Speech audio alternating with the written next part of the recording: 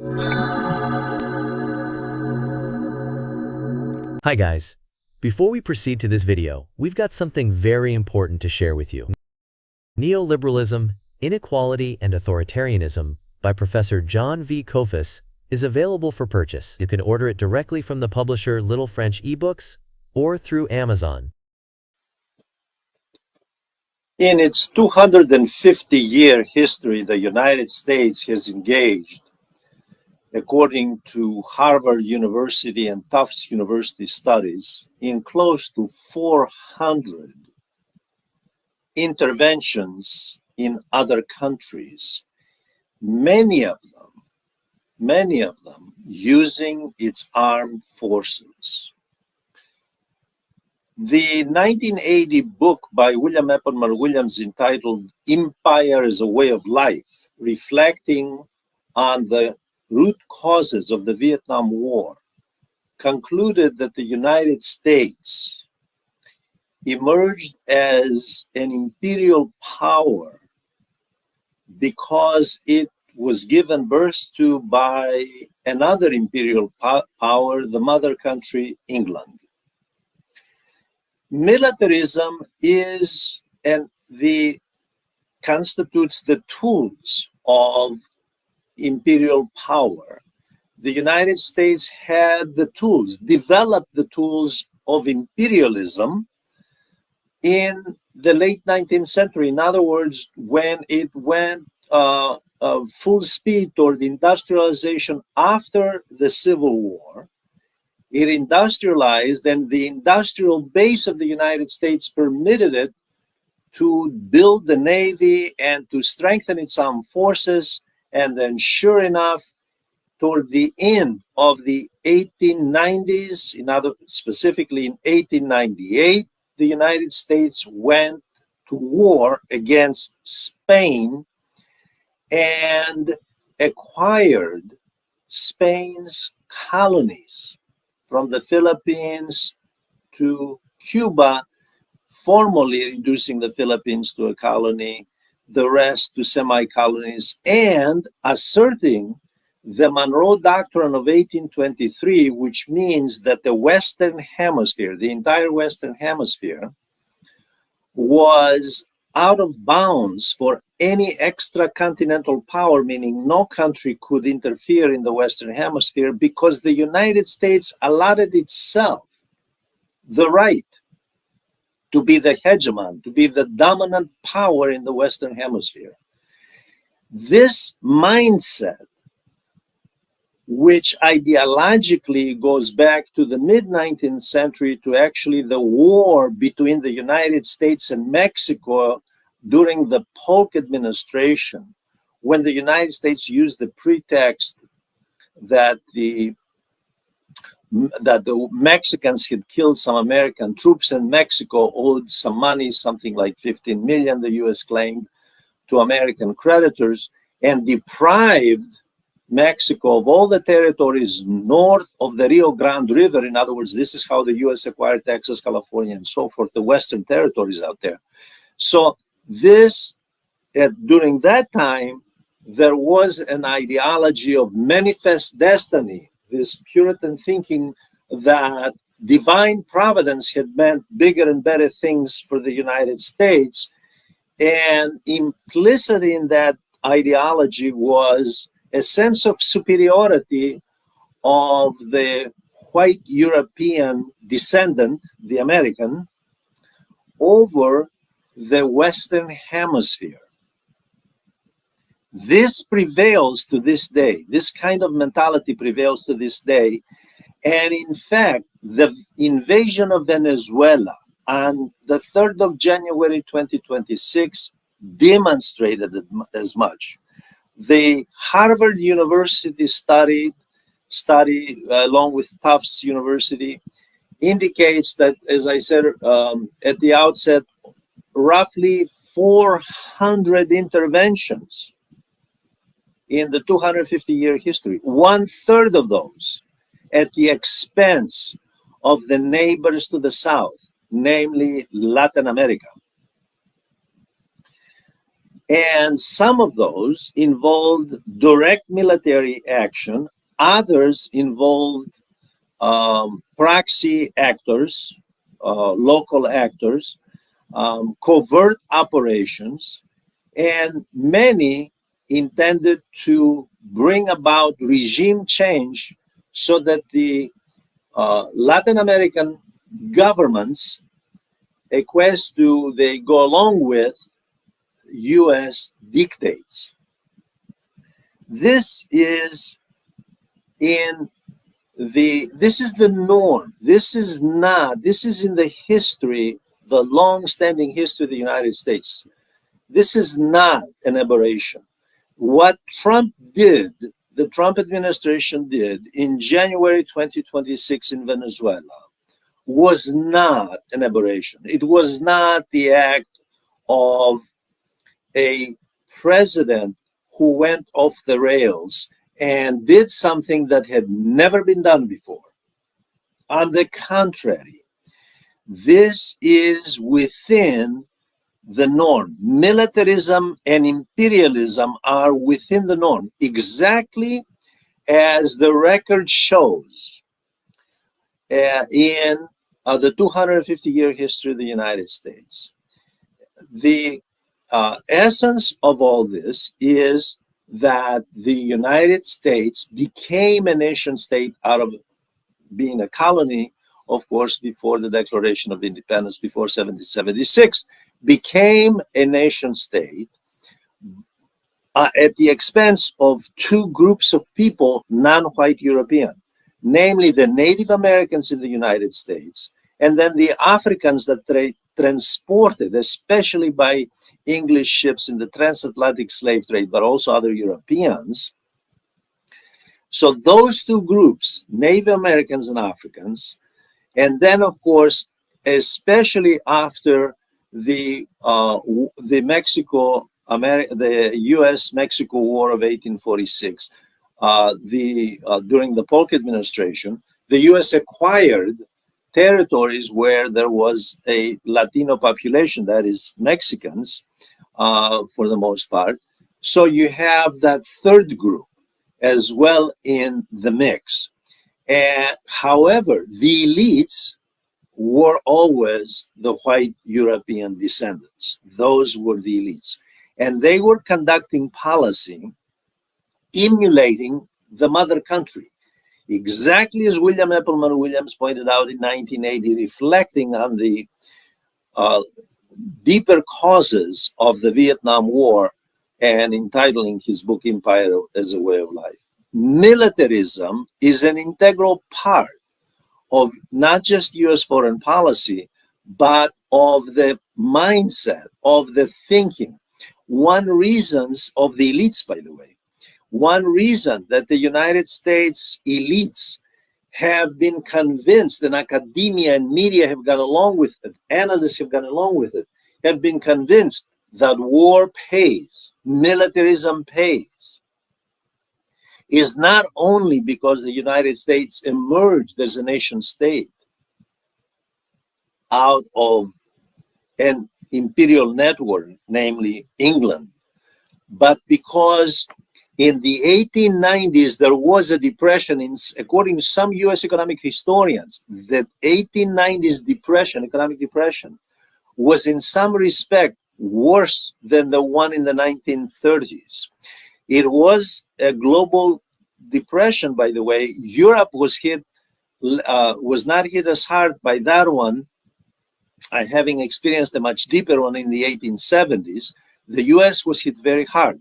The way it extricated itself out of that was to go to war against Spain and acquire markets. The only goal of imperialism is acquiring markets, raw materials, and of course, cheap labor. The Spanish-American War in the 1880s paid off. World War I paid off even bigger, because in a bigger sense, insofar as the Europeans declined after World War I. and the US was on the ascendancy. In fact, the capital, the financial capital of the world was London before World War One, and it became New York after World War One. US involvement, one reason, according to military historians, is that war was fought in Europe. The US only sent troops, money, and equipment. And afterward, and of course, US companies made enormous money from that war.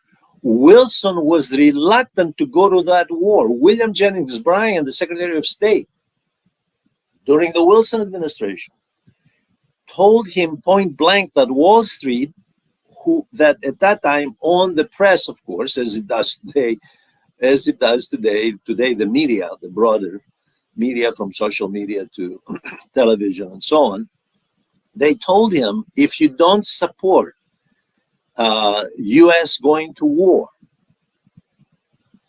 Wall Street has the means, because of the means of communicating, the media and magazines, to make sure you don't get reelected in 1916 when he was up for reelection. He promised the American people that he would not go to war, and immediately after he won the election, he went to war. The US got into the war. And it paid off for the United States insofar, not for the people of the United States, but it paid off for US companies. World War II, many American historians insist that it was not so much FDR's New Deal and Keynesian economics that accounted for extricating the United States out of the Great Depression of the 1930s. Well, no. It wasn't the New Deal. It wasn't Keynesian economics, named after John Maynard Keynes, who advised Roosevelt on deviating from the policies of the 1920s that brought the United States into this very serious economic contraction in the 1930s after the crash of 29.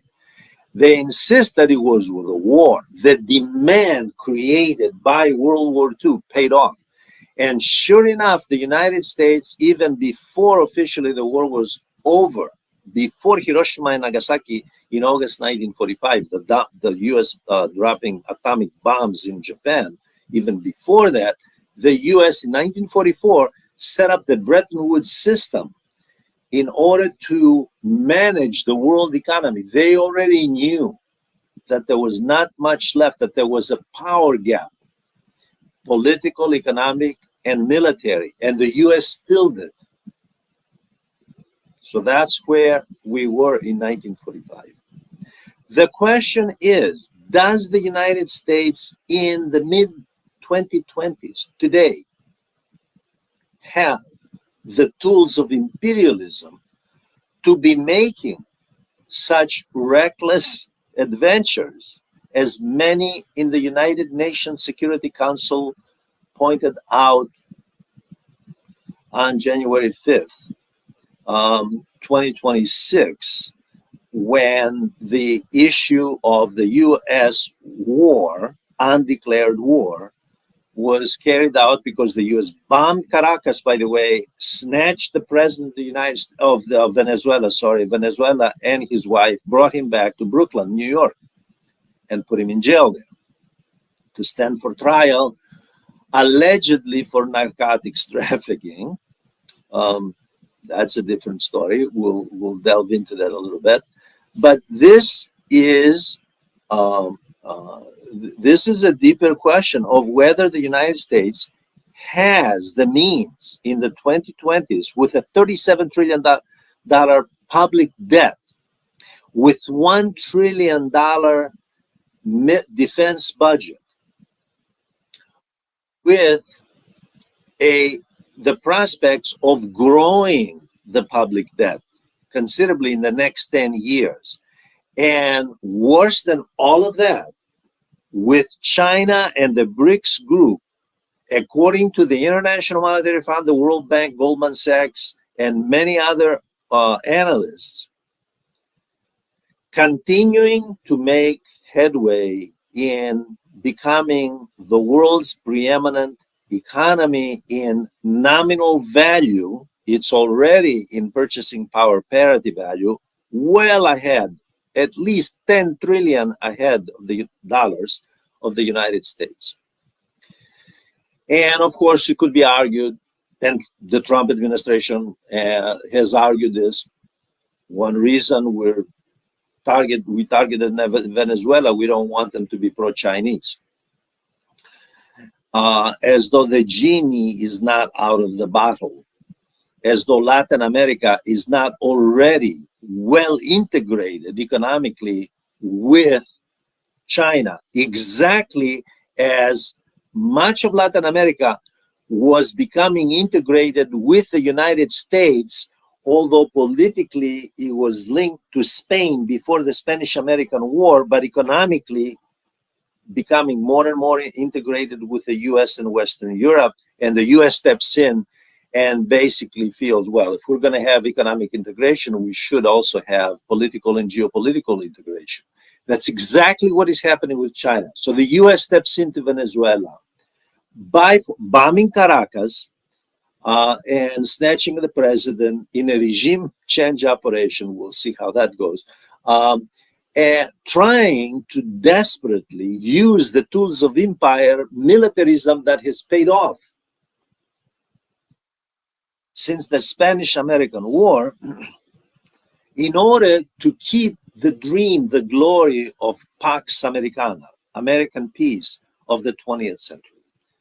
Again, the question is the United States in a position to maintain Pax Americana in the 21st century, going now into the second quarter of the 21st century? Now, the question that arose immediately when these events of January 3rd took place in Venezuela by the United States, which did not go to Congress to get a congressional authority to do what it did. Okay. The War Powers Act, in other words, was not followed. After the Vietnam War, Congress made sure that the President of the United States does not unilaterally go in and start wars without getting congressional authorization, violation of the law. Also, there is another issue here, very important, and it was discussed very in detail by a number of representatives of the United Nations Security Council, namely the violation of international law. Venezuela is a sovereign nation. The United States does not have the right, nor does any other country, to engage in a regime change. If there is international consensus that something horrible is happening, like genocide in Israel, for example, then the United Nations ought to act, and ought to act collectively. Now, it is interesting that this is happening against the background of genocide in Israel. And it is interesting that Maduro, who, whatever people think of him, and he's not a Boy Scout, but he's hardly a leader he's hardly Pol Pot or Netanyahu. He's not someone who has been charged with war crimes. He is not exactly the most capable leader.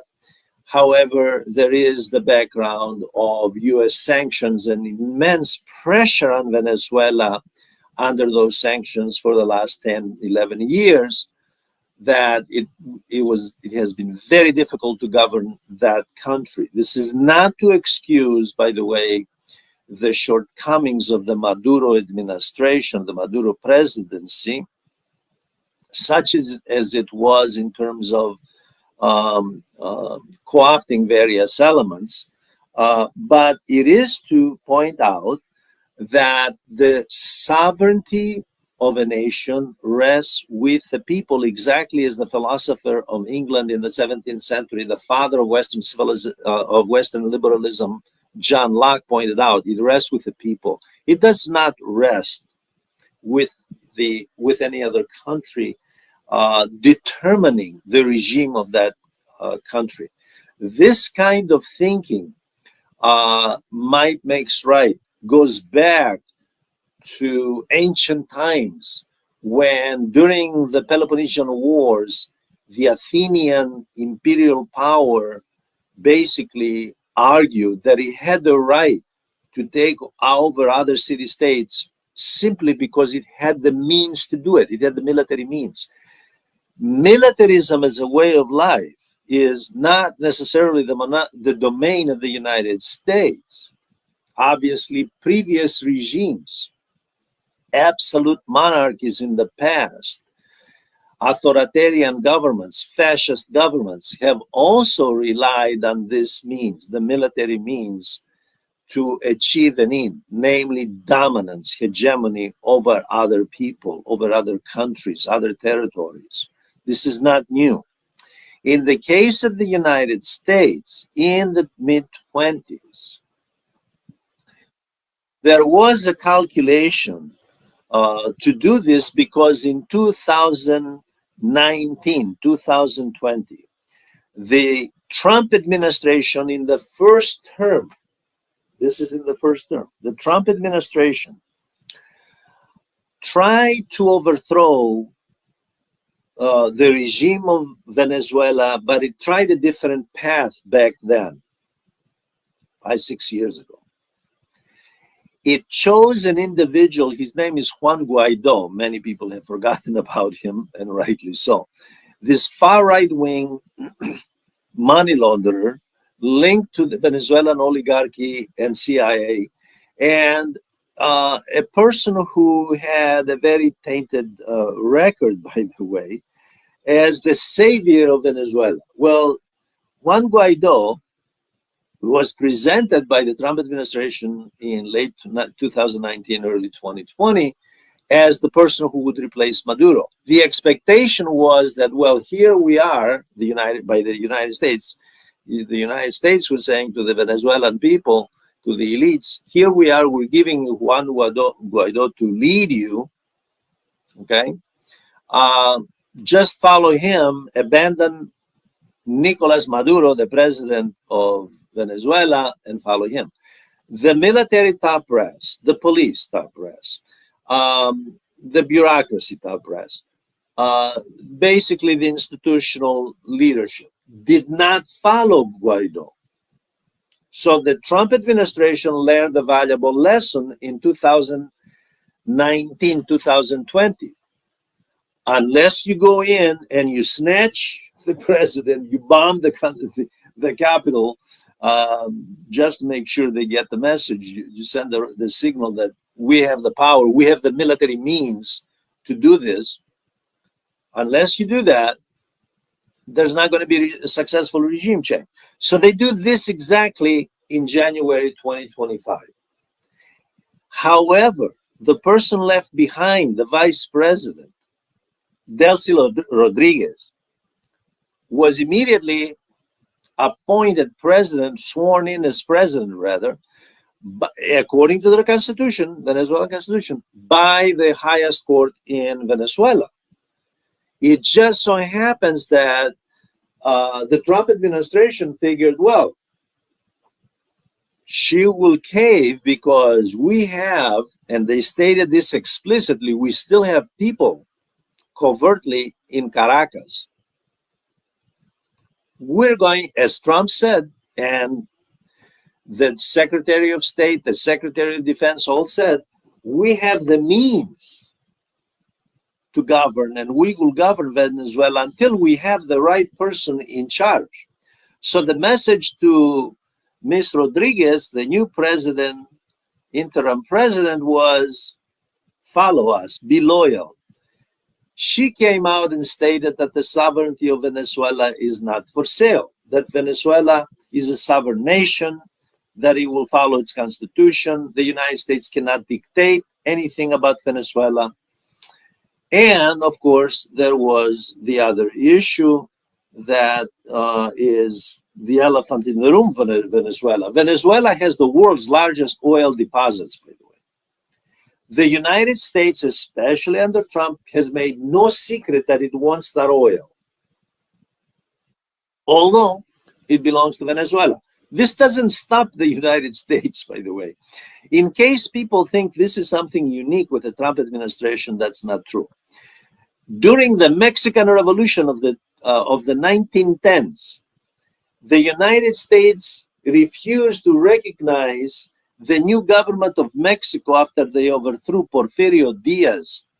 By the way, Porfirio Diaz, who remained in history primarily because he's on his way out, he knew he was on his way out. Poor Mexico, so far from God, so close to the United States. After Porfirio Diaz was out as the dictator of Mexico, and the new government in the constitution it was drafting inserted a clause, an article, which stated that the subsoil of Mexico belongs to the sovereign nation. In other words, that subtle clause in the constitution meant that Mexico is not going to be giving away its oil, because this issue is in large part, it's not only about oil, by the way. I know that world leaders and analysts and politicians have said, oh, it's about oil, both on both sides, on all sides. It's all about oil, including Maduro and Trump, by the way. They say, oh, yeah, it's about oil. It's not just about oil. But in the Mexican Revolution, the Wilson administration during that period refused to recognize, the government of Mexico because of that clause in the Constitution. How dare you claim the subsoil to be part of the sovereign nation of Mexico? Now, it would be unthinkable, let's turn this around, of Mexico or Venezuela to tell the United States, you know what, the subsoil of the United States, the subsoil rights of the United States are not your domain. They're not part of your sovereignty. They are up for grabs for investors, foreign investors as well. The United States, of course, has had a long-standing history in oil in Latin America. From the Wilson administration, World War I made energy very significant for defense as well as for manufacturing, obviously because of the auto industry taking off in the early 20th century. That's true. This is where Latin America becomes very important. The deals that were struck were at the expense of the producers, the nations hosting, the nations selling the oil. The terms were outrageous. The terms were at best 50-50 share. 50% for the company, 50% for the country that owned the oil.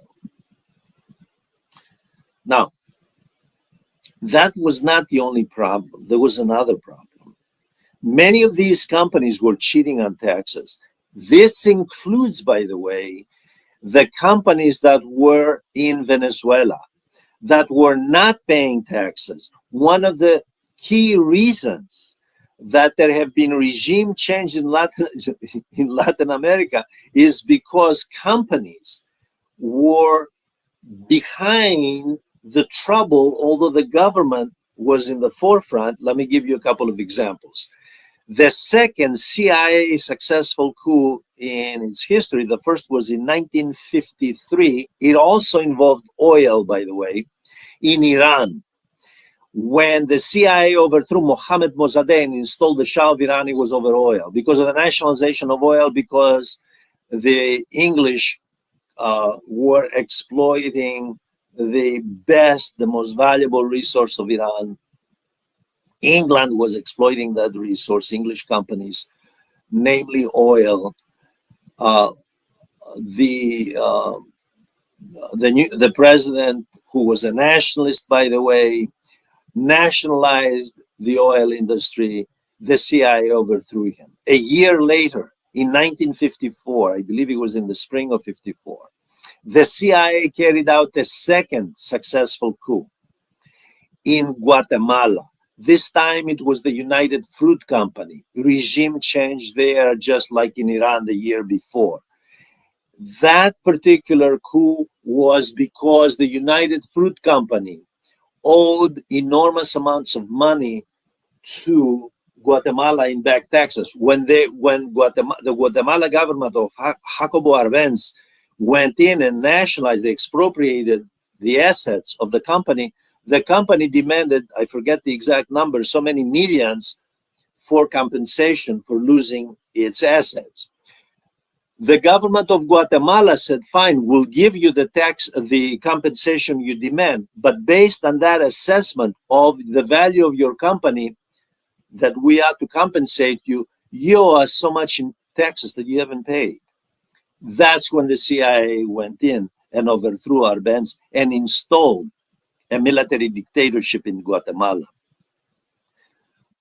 So the US has a long-standing history of doing this.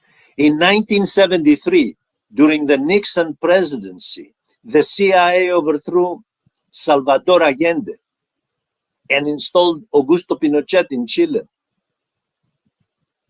Also, someone who was very weary, Salvador Allende, that is, who was very weary, very tired of the exploitative role that foreign corporations played, especially US corporations, in Chile's mining industry. Chile, very important in copper and other minerals. So what we have here is a struggle, and by the way, there are books and articles on this issue, a struggle throughout the Cold War for minerals and energy, and the US in the forefront using the issue of communism. Well, you know what it is. If we don't have it, that means you're with the commies. You're red. When in fact the issue was nationalism, the issue was asserting national sovereignty. It had nothing to do with communism. It had to do with whether the national government had control of those assets, the mineral rights, the energy rights, and so forth, or a foreign corporation backed by its government, okay, and asking its government to intervene on its behalf, was exploiting those assets to the detriment of the national economy. So this has to do with who has control of the assets of a nation state, foreign corporations, or the nation state, the host nation state where those corporations operate. That's what the Venezuela is about. The issue of Venezuela in 2007 with oil, let me stick with this issue of oil. In 2007, Hugo Chavez, who was a left-wing populist, by the way, expropriated the assets of foreign companies, foreign oil companies. There were 3, I believe, at the time involved. The reason he went that route, one reason, there are a number of reasons. One reason is because they owed enormous millions in back taxes. They were not paying taxes. So in other words, a repeat of what happened to Guatemala in 1954 with Jacobo Arbenz and the United Fruit Company. And back then, this was during the Eisenhower administration. Eisenhower had appointed 2 brothers. One was the Dulles brothers. The Dulles airport is named after, I guess, after one of them. One was in the CIA, the head of the CIA. The other was the Secretary of State. They worked for a huge law firm in Boston that represented United Fruit before they came in government. CIA and State Department, okay? And so they come in government and United Fruit goes, they're demanding, they nationalize their assets. And they're demanding we pay back taxes. The exact same thing, in some respects, exact same thing, in many respects, happened in Venezuela under Hugo Chavez before Maduro, by the way. Maduro succeeded Hugo Chavez in 2007. The US, the reason Trump and the American supporters of the Trump administration are saying, this is our oil. The oil of Venezuela, by the way, the largest deposits in the world, something like 17% of all the world's oil in Venezuela belong to us, is because compensation was not paid for. Actually, that's false. Even according to US official reports, they were paying compensation. They compensated them. Compensation stopped in 2014-15, I believe, when the US imposed sanctions that they didn't have the money to compensate. They had to choose where they would spend the money in Caracas. Okay? They were cooperating with the court order on the expropriation issue. That is, the government in Caracas. The sanctions that the United States imposed, because this is all about, in U.S. Latin American relations, but this is all about the terms of trade. In U.S. Latin American relations, this goes way back to the 1950s with Brazil, with Argentina, with Chile, with a number of countries who all crying out and using the United Nations as a vehicle to express this dissatisfaction with the United States and Western Europe. This is all about the terms of trade. It's not about the oil. It's about what terms does who sets the terms of trade? The United States, which went in protecting its companies and demanded that they have the kinds of terms of trade of 50-50 that they had throughout the Cold War, or the government selling the energy source, the oil, okay, among other products. And what happened even with Hugo Chavez and Nicolas Maduro, they were willing to negotiate. They invited the companies to invest, however, as partners of the nationalized oil company, and have a minority stake and pay their taxes, by the way. So the issue is not the propaganda that we see. This will all come out in the court if it ever goes to trial. But if Maduro ever goes to trial, this will come out in the court records that the Maduro administration repeatedly tried, even Chavez repeatedly tried to set terms of trade for U.S. oil companies. They refused. They wanted to set the terms of trade. That's what this is about. So the Trump administration went in and said, this is our oil. Okay. One of the reasons that China and Russia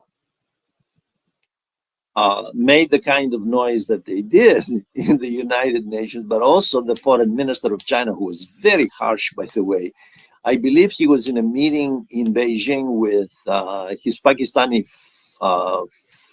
counterpart, the foreign minister of Pakistan, when he really unleashed and argued that this lawlessness in the world arena that has been now manifested through the Venezuela operation of the United States indicates that the government of Xi Jinping of China, the president of Xi Jinping, has been correct all along in arguing there is time, the time has come for a new world order based on peace, cooperation, and not gunboat diplomacy of the 19th century that the United States has been employing. By the way, before Nicolas Maduro was extracted, it is obviously many people know, the United States was targeting certain ships in the Caribbean, arguing they were narco boats. This is the other issue. Let's address this issue. According to the Justice Department report, according to many reports in the United States by official entities, Roughly 85 to 95% of all narco trafficking comes up to the United States through Mexico.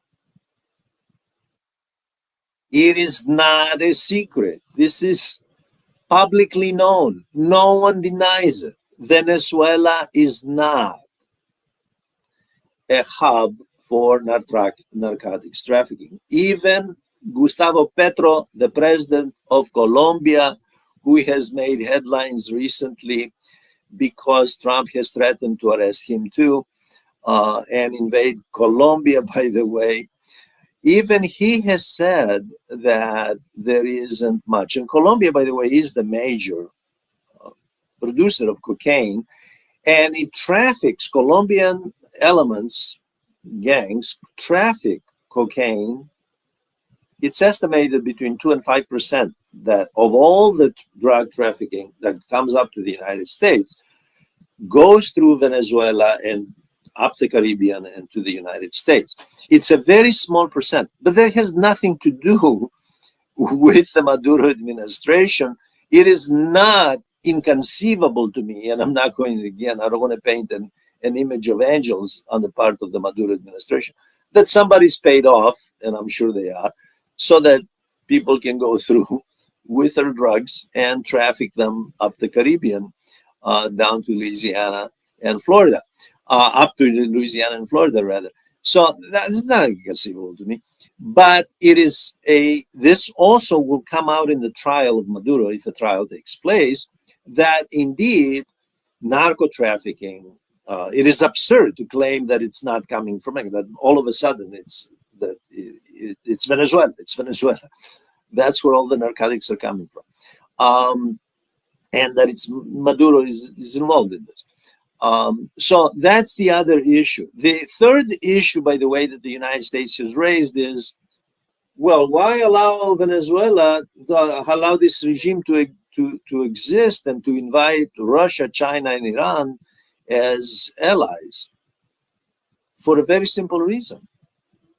The U.S. has put sanctions on it, and the U.S. has treated Venezuela like it has treated Cuba since Fidel Castro took over, as an enemy country, and it has penalized Venezuela, not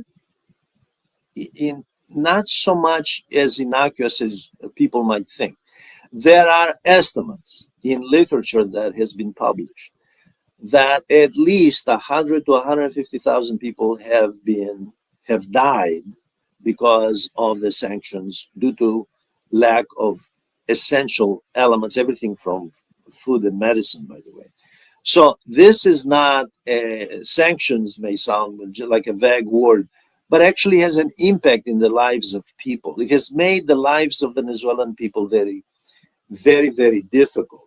It has also meant that their economy which has, by the way, the Venezuelan economy is rather, it has the foundation to be a very wealthy country. Venezuela has the foundation of it. It's not just oil, although oil is the number one export, the number one source for revenue.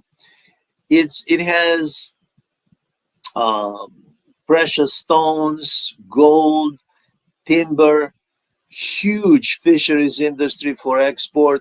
It has other agricultural products. So this is not some tiny entity. This is a very important country with the potential of having much, much higher living standards. Instead, it is languishing because of the legacy of colonialism, first under the Spaniards, then the legacy of imperialism by the Western Europeans, and then the United States with interventionism and military adventures. This is not new, by the way, for Venezuela, because it has been there in the past. The U.S. has used interventionism about 135 times in its history in Latin America. Covert operations since the Truman administration created the CIA, since the CIA operations, all sorts of proxy actors I pointed out Juan Guaido in 2019, 2020 that the United States was working through. He was eventually indicted for money laundering, by the way. So you have basically a very interventionist big brother to the north, looking at Latin America as the provider of raw materials and cheap labor. And all of this is taking place at a time that the United States, throughout 2025, during the Trump administration, has gone after Latinos in its own country, representing 19% of the population of the United States, the largest minority. It's not blacks, it's Latinos, by the way.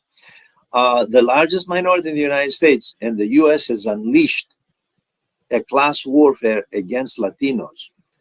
And now it is going after Latin America itself, after the US snatched Maduro and his wife, brought him back for trial, to stand trial, let him stand trial, see what happens. Maduro stated in court, by the way, for the record, that he's innocent and he is a prisoner of war. The United States refuses, the US media refuses to use the term war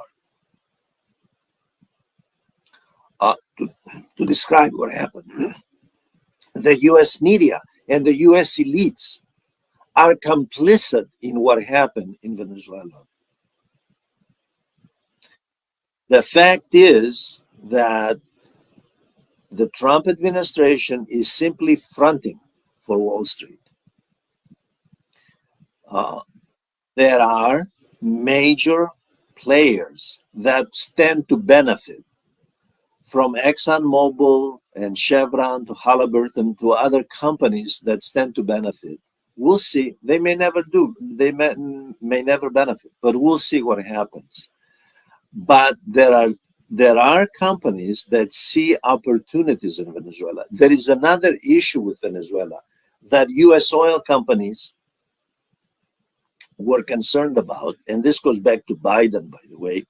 It actually goes back to the first Trump administration, then Biden, now Trump. They discovered major oil deposits right on the border between Guyana and Venezuela. Venezuela claims them for itself, Guyana claims it for themselves, and there's a power struggle for those oil, that strip of oil right there on that border. Chances are they belong to both. I don't know. However, this too became an issue of contention. The oil along that border that U.S. oil companies want access to under favorable terms. Remember, the terms of trade and international trade is what this is all about. That's why Trump imposed tariffs as soon as he came to office on so many countries, because he wants to determine the terms of trade, because that's where the profits are, presumably, although that ruins equilibrium in international trade if you go through the route of trade war, and it backfires on the consumer because tariffs are paid by the consumer ultimately. Some are paid by businesses, they take lower profits, but ultimately the consumer pays. Now, the Trump administration's claim that if it's not going to stop with Venezuela, that it's going to continue, warning Mexico, Cuba, and Colombia, frightened Latin Americans. It has frightened Latin Americans. There have been mass protests throughout the world, in Venezuela, in Latin American cities, and throughout the world against what happened on January 3rd in Caracas. Maduro, hardly Mother Teresa, hardly a Boy Scout, hardly someone that you would consider a hero, all of a sudden becomes a heroic figure. Why? The Trump administration elevated this man to that level, made him into a hero, and by putting him, snatching him and his wife, by the way, and putting them in a Brooklyn jail that's apparently, according to the Associated Press, a notorious jail where they put narco traffickers, various types of people, sex offenders, and so forth. Anyway, the Europeans, interestingly enough, with the exception of Spain, a couple of other countries, were actually on the side of the United States in a very circumspect way, saying, well, you know, Maduro was not lack legitimacy, as though the United States intervention, the bombing of Caracas, the snatching of the president, which Antonio Guterres, the UN Secretary General, said is a violation of international law, by the way. The UN has stated, for the record, the US violated international law. European governments, for the most part, well, Maduro lacked legitimacy. So imperialism has legitimacy. Militarism has legitimacy. Maduro lacks legitimacy. Netanyahu committing war crimes in Gaza has legitimacy. But Maduro lacks legitimacy. Netanyahu is received and given the tools to commit genocide by the West. Celebrated as a defender of Western civilization while committing genocide, not according to me, not according to anyone except the International Criminal Court, the International Court of Justice, the United Nations Rapporteur, a number of human rights organizations, including Israeli organizations. It has committed genocide. There is no way to finesse what has happened in Israel. This is happening at a time that there was supposed to be a truce in Gaza to end the war, ceasefire, but it's continuing. Famine is continuing in Gaza. Settlements are continuing in the West Bank. And this is happening against that background. What message does this send to Russia when the US is sitting across the Russian negotiators about Ukraine, and they claim, well, you shouldn't have invaded Ukraine, you know, that's a violation of international law. You violated the sovereignty of a nation state. And that's wrong. And then what are Russians supposed to say except to quote President Trump and the US administration officials who pointed out that the US will run Venezuela as though it's the 51st, like Canada, the 51st state of the United States. It will run until it finds a suitable government subservient to Washington, and then it will allow to come to terms with the issues of trade, geopolitical, geoeconomic concerns the United States has. As long as it does whatever the United States says, then we'll accept that government. Going back to the issue of the Wilson administration with a war in Mexico, with these revolution of Mexico, and the revolutionary government trying to assert its sovereignty over the subsoil rights of Mexico. This is a repeat. This is a continuation. We have continuity in US foreign policy. This is not an aberration. What happened in Venezuela, those who know the history of Latin America for the last 200 years know that this is continuity. This is not an aberration. Now, interestingly enough for the Europeans, and this is where hypocrisy is at its worst. It's not only with regard to what the genocide in Gaza and inviting Netanyahu as a celebrated leader of Western civilization, defending freedom and democracy, while the International Criminal Court, the International Court of Justice have ruled as they have about him and the Israeli government.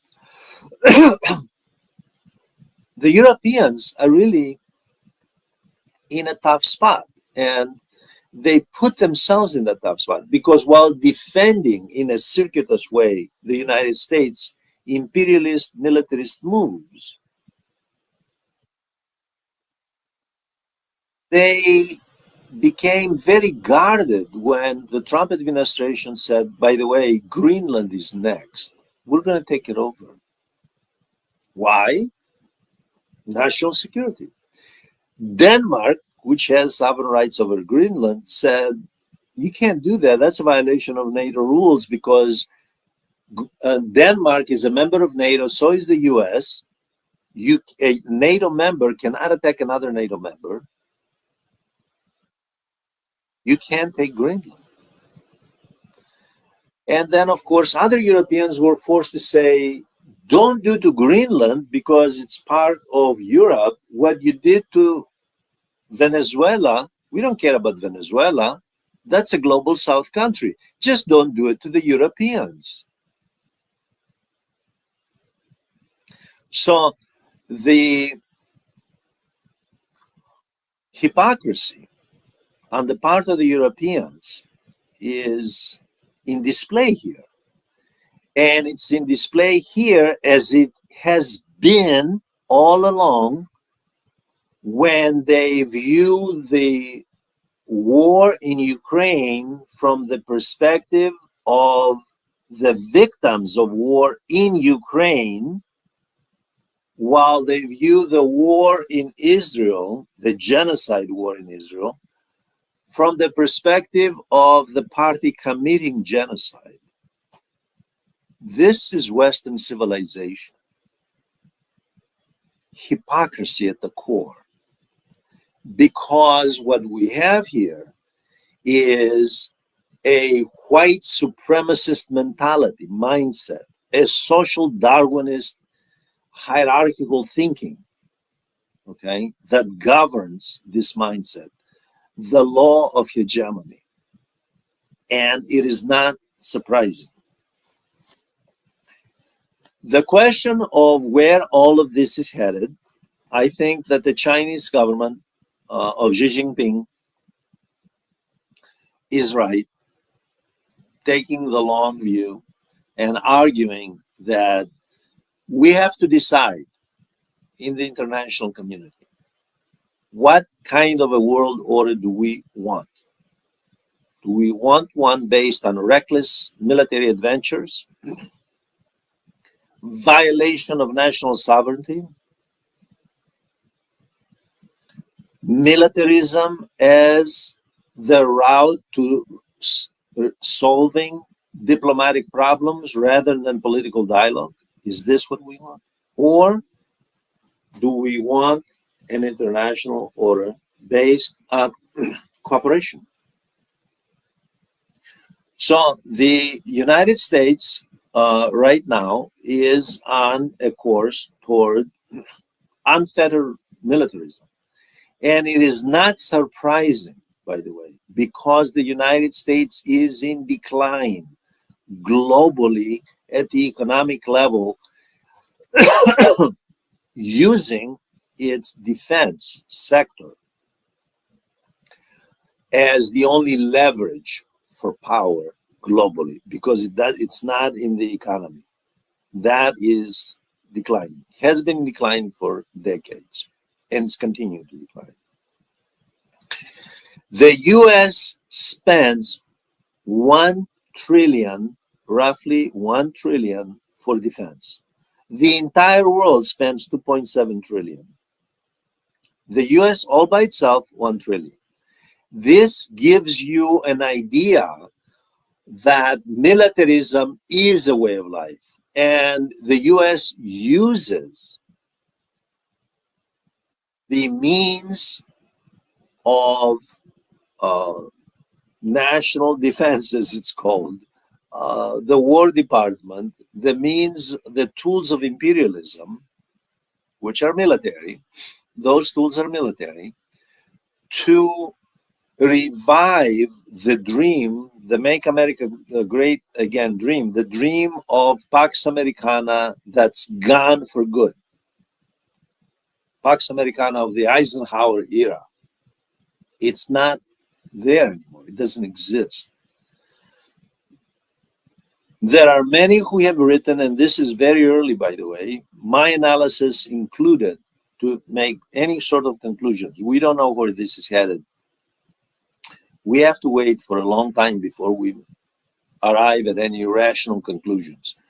But the way it looks is the United States is headed for trouble.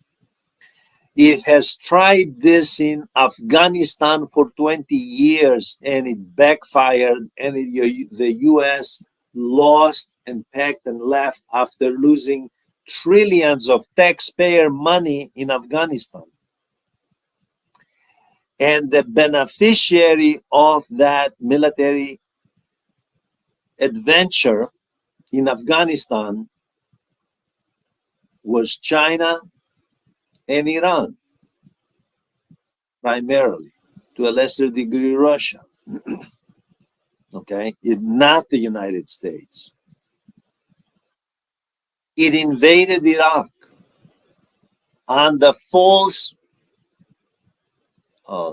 pretenses that there was somehow weapons of mass destruction. I remember that with the United States insisting Iraq had weapons of mass destruction when the entire world, of course, knew, including former US government officials who were saying, no, they don't have weapons of mass destruction. It went into Iraq. The beneficiary in the regional balance of power, Iran. Israel helped to drag the US into the war in Iraq to get rid of Saddam Hussein. Realizing that the beneficiary was Iran, the US then was trying, and it's still trying, to drag the US into a war against Iran. Now that will not be Venezuela, by the way.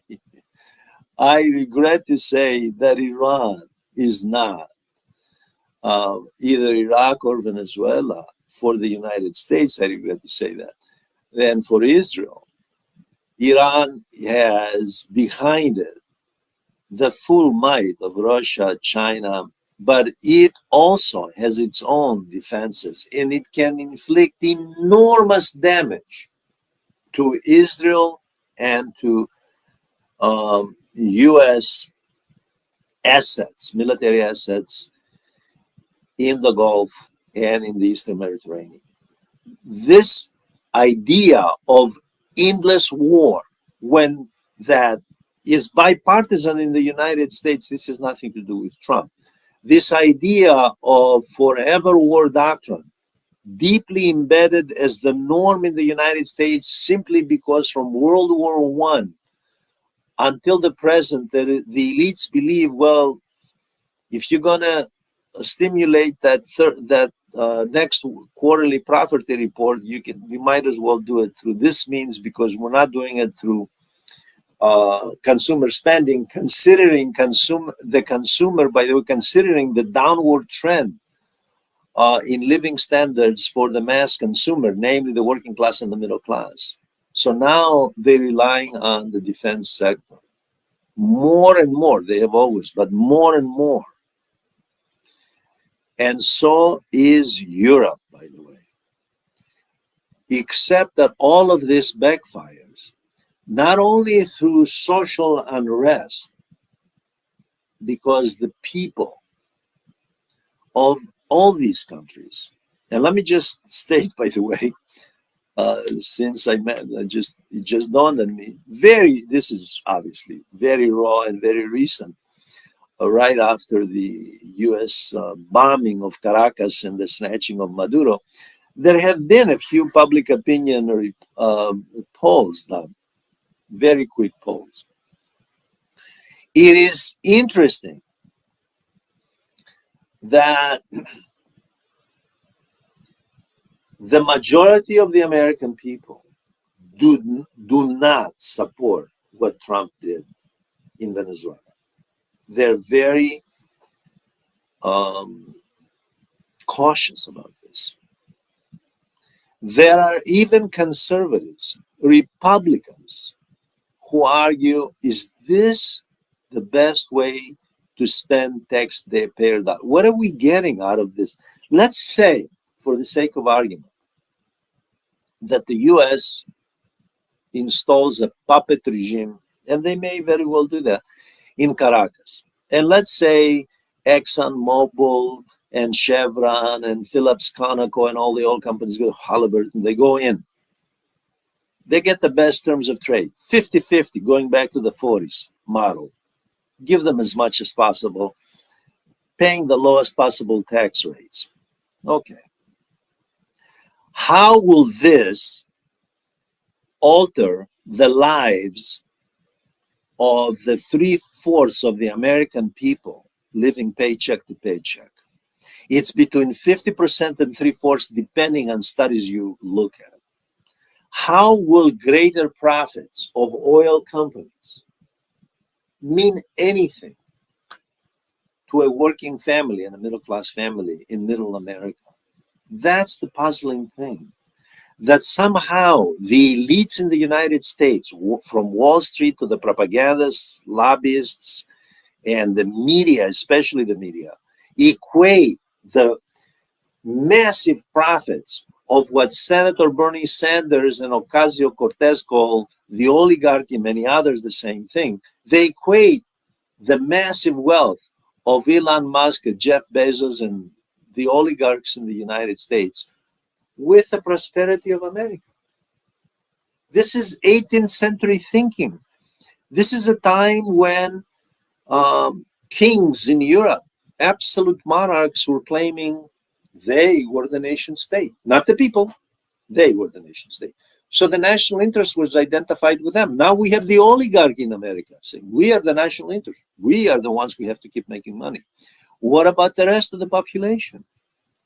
With the exception of about 5 to 10%, then as you move down the ladder, in a country that has 12, 13% below the poverty line, the United States has 12 to 13% of the population below the poverty line. Many people living paycheck to paycheck. Invading Venezuela, Colombia, Mexico, Cuba, all of them combined, and putting governments that the US wants will not improve the lives of the American people. And many Republicans know this, and some have had the courage to come out and say, wait a minute, is this the way to go? Is this how we make America great again? Through the very forever war doctrine policies we were denouncing when Biden was in office? Is that it? I thank you for listening. I ask you to write comments, ask questions, and so forth. And by all means, join this channel. Thank you very much.